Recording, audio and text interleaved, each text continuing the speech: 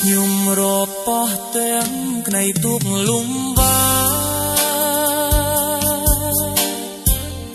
ជីវិតតោកយ៉ាងណាក៏ដោយ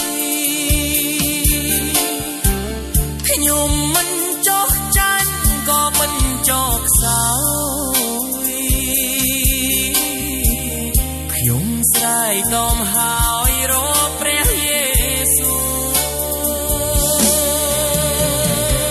ទោះស្លាប់ឬរស់ខ្ញុំស៊ូទ្រាំទ្រជឿព្រះយេស៊ូវជាព្រះសង្ឃទ្រង់មានគ្រប់ចេស្តាលើយទាំងអស់ទ្រង់ជួយរំដោះនៅក្នុងលោក